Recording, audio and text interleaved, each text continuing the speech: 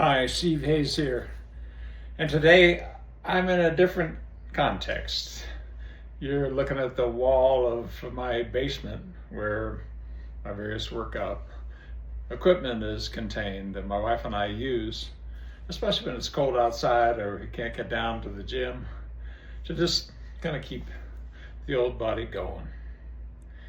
And in today's episode of Days Are Getting Better, episode number 40, wow, I want to talk a little bit about the physical side of things and about the role of psychological flexibility on some of our health practices.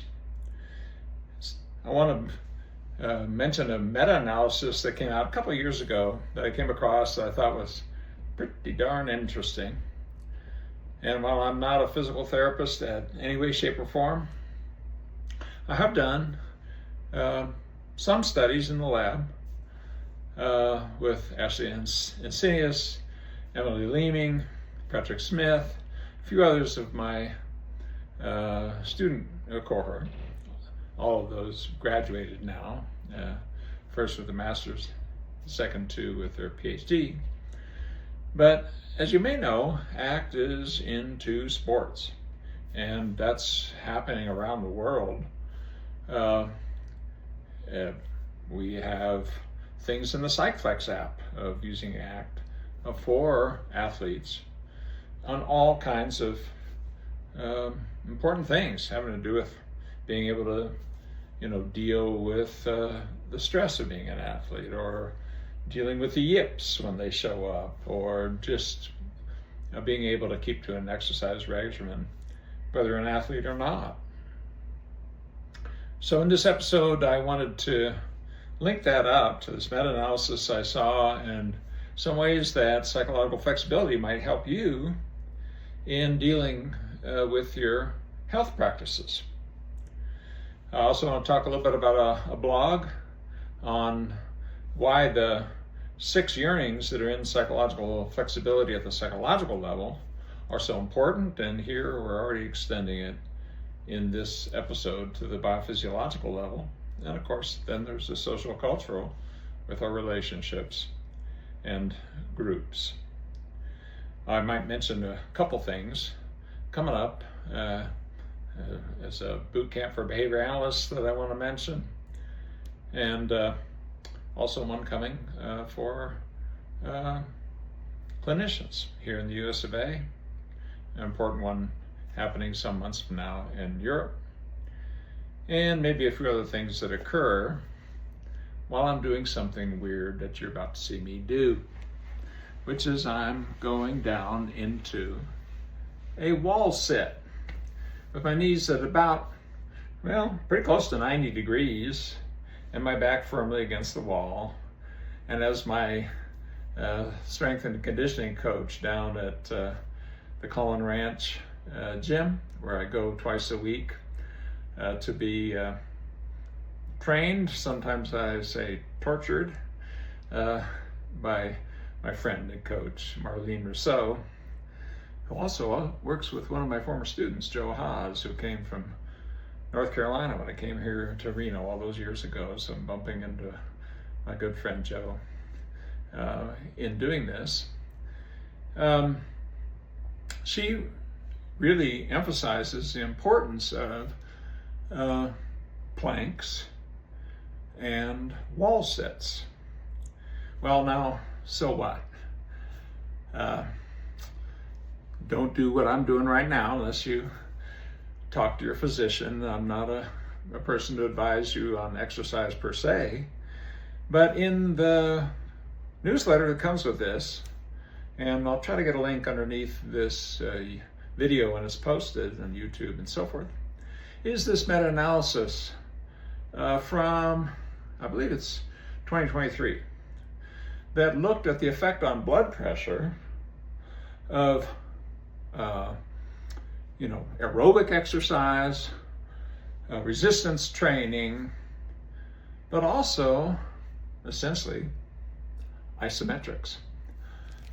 And the shocker to me was that a pretty clear indication that the intervention that had the biggest effect on blood pressure was wall sits and planks, isometric exercise. How could that be? Well, I don't know the physiology of it. I do know that my legs start screaming, and it doesn't take very long. If you can do this for 2 minutes every day, you do a plank for 2 minutes every day, there's blogs out there showing what happens when you do that in terms of how you feel and so forth. I'm going to do this because my coach always tells me, don't just do the wall sit. Also make sure that your back is against the wall and do a little bit of this. Now here's the ACT link. In these exercises, we've done planks and isometric holds, which is what I'm doing right now. I'm coming up, I think, on 2 minutes. And we compared focusing on the form versus trying to, distract yourself from the usual kind of things that are out there in sports medicine in some of our other studies. And things like singing, things like this really, really hurts, this really, really hurts, to some sort of tune that you have, a diffusion exercise. Or questions like, are you willing to keep experiencing this as it is and continue? And guess what? We were able to beat what's out there in sports approaches with ACT methods. So my message to you, and I'm at 3 minutes, I gotta stop this soon, is try applying what you're reading about in psychological flexibility to your physical exercise and see if you can beat this old 76-year-old man at doing a wall sit. More later. Ciao. Oh, ow, ow, ow, ow, that hurts. That really, really hurts. That really, really hurts. Wow. Now, I did have to come up. I didn't have to. My heart rate was getting to the point where I couldn't easily say what I needed to say in my episode. So I said I'd mention a couple other things in addition to the cool blog that's in the newsletter. I do want to mention that here in April, 24th through 27th, we'll be in Oakland, and we'll be doing ACT Boot Camp for Behavior Analysts. If you know any, please send them to us. Why? Well, we're going to have a lot of fun there. We're going to do some great things there, and it's being sponsored by the Institute for Better Health. The outfit is bringing you Mindgrapher, and boy, wonderful things are happening there. I'm so excited what's happening, and we're going to do a major reveal very soon, and a big training coming up here in the summer about how to use it. I'm using Mindgrapher myself, on myself, and so are others in our team, and I'm telling you, it changes how you think about your life. There's also one for clinicians that's happening in Denver in May, and if you search on Google, you can find it. One in Europe happening in the Netherlands in September, and same thing, just Google it and you will find it. I guess I don't really have very much else to say in this episode. Maybe a little bit about just this. I've been doing a few podcasts and things for, like, recently for the Global Compassion Coalition, a wonderful outfit started by my friend Rick Hansen, and a really cool thing we did. I'll put that in the notes, talking about men and how they're programmed and what we can do with compassion and self-compassion in dealing with the toxic masculinity that you see around in the world, or that I have to confess I see in my own head. And time's up, gang. I know we've set loose things in the world that basically say being strong is being aggressive, being violent, being in control, treating others with contempt, treating women with contempt, and on it goes. And I have heart for how that happened and the acculturation that has led to that, where you get these sweet young boys and little kids is 3 and 4, and then you revisit them at 9 or 10, and they're already trying to make sure they don't cry, and to make sure they don't feel, and make sure they're always on top, and make sure they always win, and make sure that they show their dominance over others. And then you just have to open up your phone or any of the other screens, and you'll see this now in our politics big time. You'll see it spreading around the world. And when people get afraid, when things are happening that are changing really fast, that happens. And people pull in. When I say that happens, they are at risk of going back to type without thinking. And look, there's pretty good evidence that these kind of embrace of this hyper-masculine so-called role actually leads to things like anxiety, depression, substance abuse.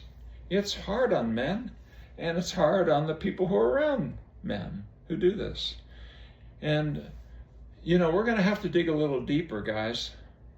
We're going to have to figure out a way to undo some of this programming.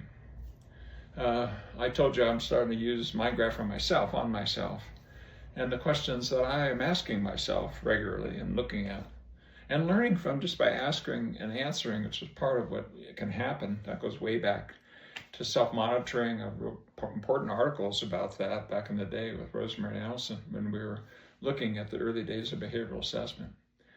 But the things that begin to show up that I'm trying to look at is, how can I be there for the people I love in a way that's different and that doesn't so easily revert to the old scripts, some of which I'm damn good at, and I'm an old man, so it's easy to find them. Boy, it's really, really easy, and it's a little shocking to find them in my own behavior.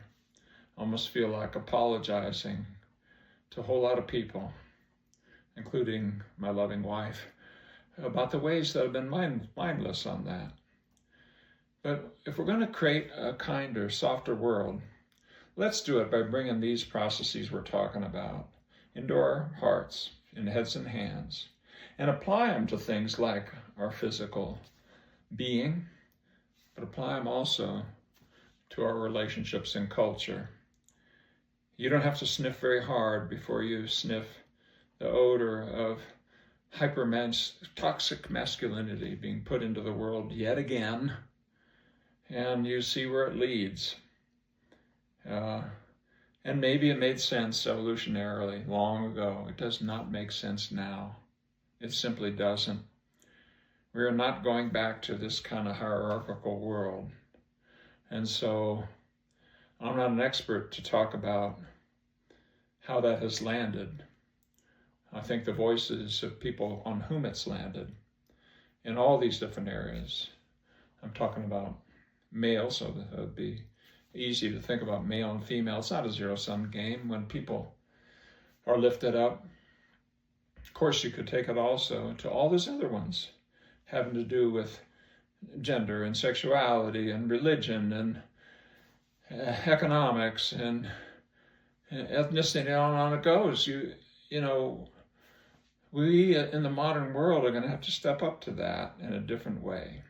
So I wanted to do just a little thing here that's a little different of connecting these things up to our physical being, but let's also work on connecting those things up to our social being in a world that needs softening, that needs love, that needs understanding. And yeah, that's hard when things are changing really, really fast. Yeah, it's easy to be threatened. And yeah, there's excesses out there.